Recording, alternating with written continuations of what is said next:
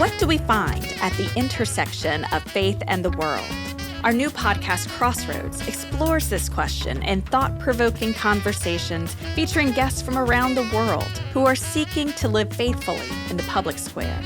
This is a safe space to discuss politics, technology, and our responsibilities as citizens. Pull up a chair and meet us as we search for a better way forward. Welcome to Crossroads, where we discuss the intersection of sacred and civic. I'm your host, Nygard Owens. Today on the show, we're joined by the Cathedral's Canon historian, Jon Meacham.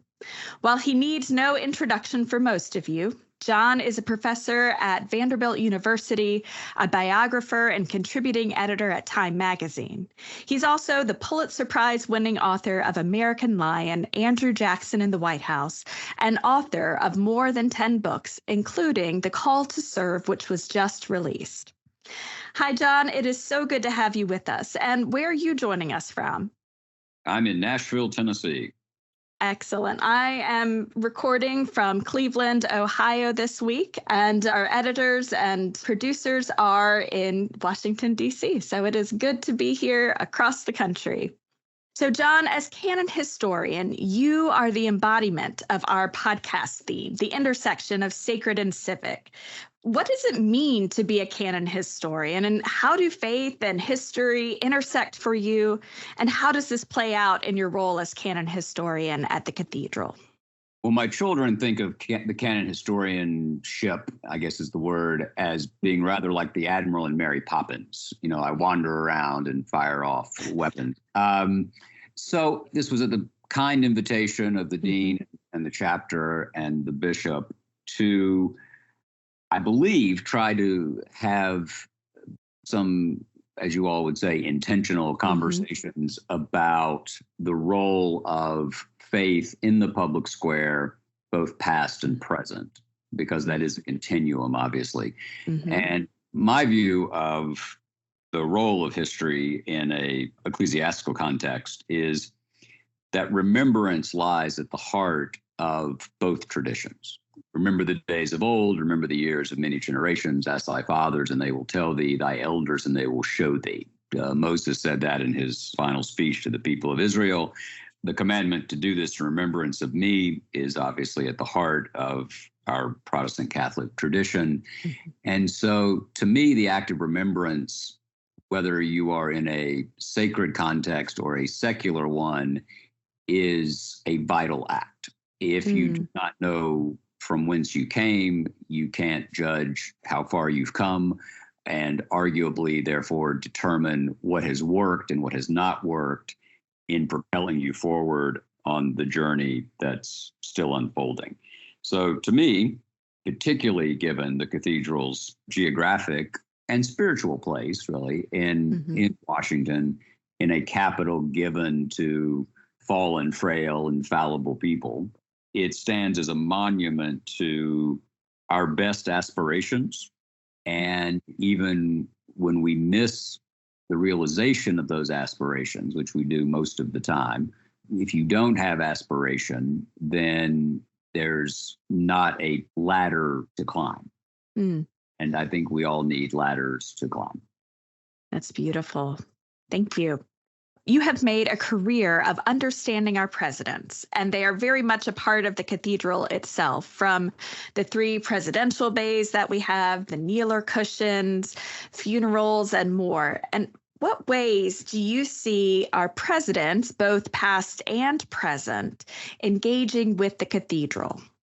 Well, I think you've laid it out very well. It's part, interestingly, given our commitment to religious liberty and to separation insofar as it's possible of church and state, the cathedral is part of this moral stagecraft of the presidency. Presidents have used that lectern. They have used the cathedral to say and signal important truths about the country that are not necessarily religiously rooted, but which nevertheless have a religious basis. And I think arguably the most important such moment was when George W. Bush spoke at the memorial service for the victims of September 11th, 2001, and really spoke in moral terms about what had unfolded in the secular world. And I think that's part of what the cathedral can do, is offer that moral stage to exhort and to educate, hopefully to illuminate, and to remind us that whatever one may believe, whatever one's creed, whatever one's sense of the origins, course, and destiny of human nature, whatever that may be, many Americans for centuries have rooted that, have found that origin, course, and destiny to have religious significance and connection. And there's nothing wrong, as Jefferson taught us. In fact, there's much good in speaking in a vernacular that resonates with the public.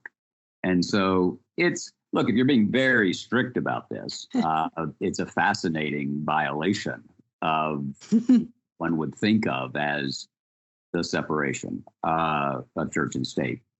But my view for a long time has been that while you should separate church from state institutionally, it's a fool's errand to try to separate religious conviction and politics, because religious conviction is part of the symphony of human motivation.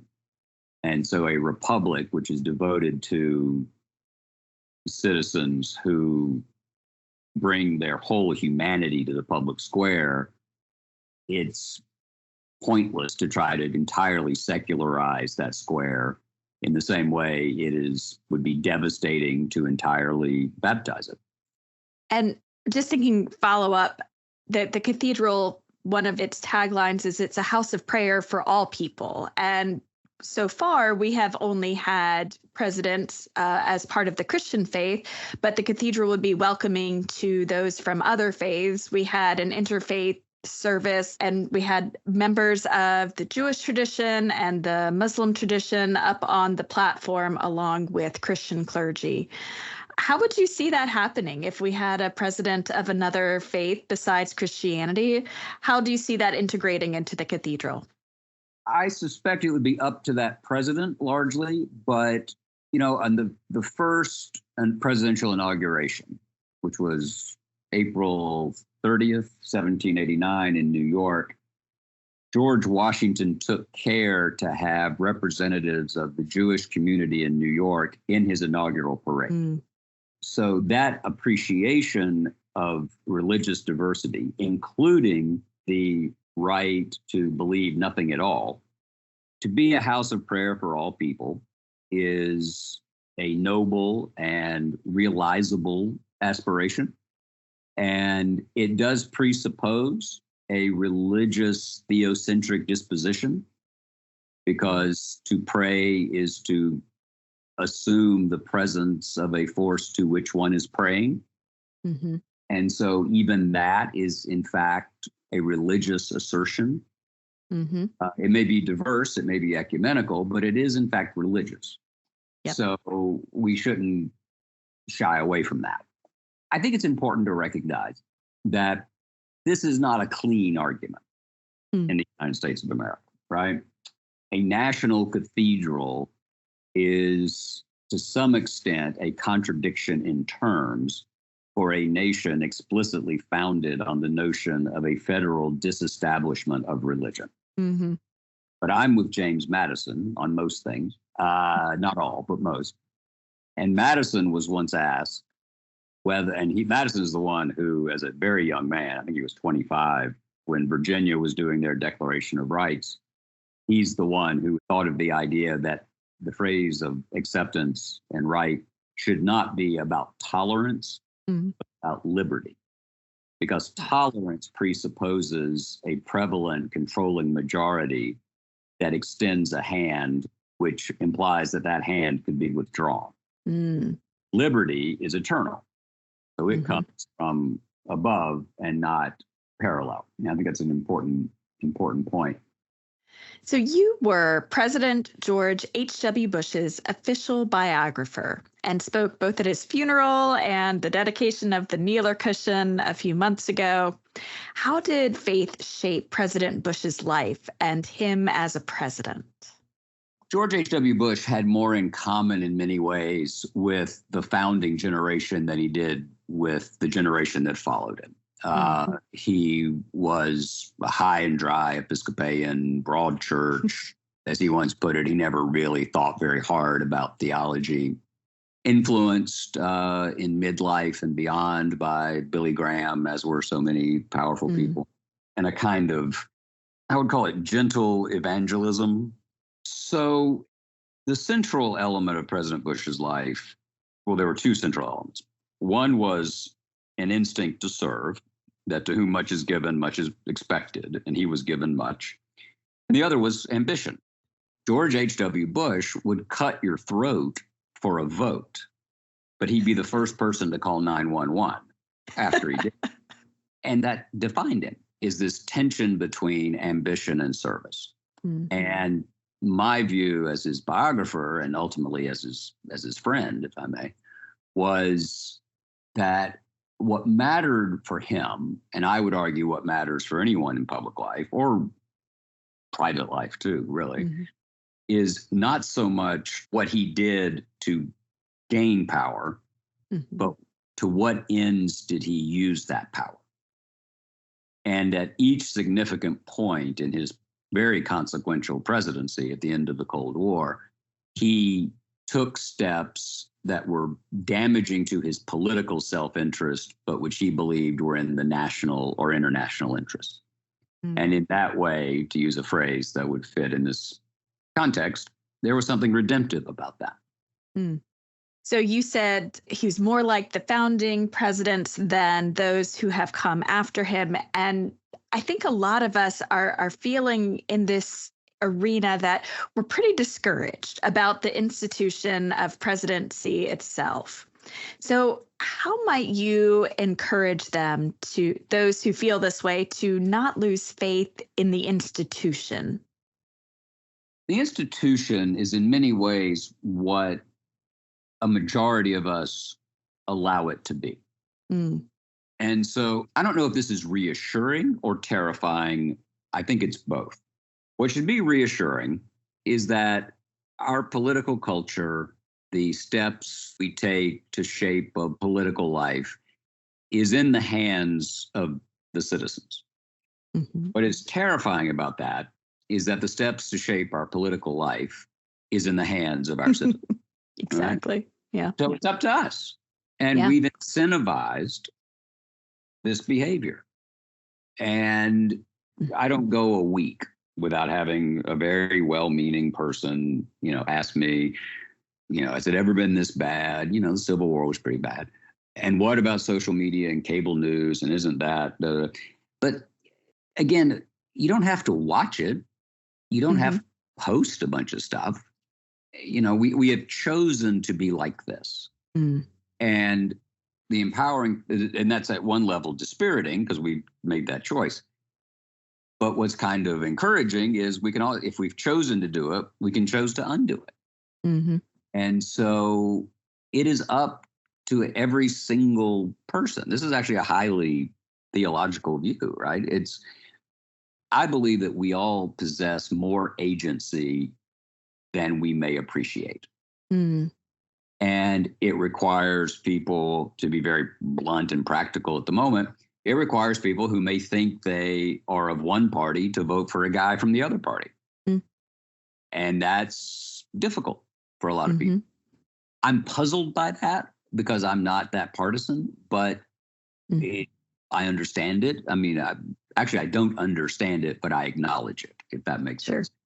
And so if a sufficient number of folks, not to be political or partisan in this conversation, but if a sufficient number of people choose to vote for someone who does not coarsen that public arena, even though they may disagree with that person's policies within that public arena, if you vote for a tone, a temperament, then as a very practical matter, divisive forces, corrosive forces divide and corrode in significant ways only when they win.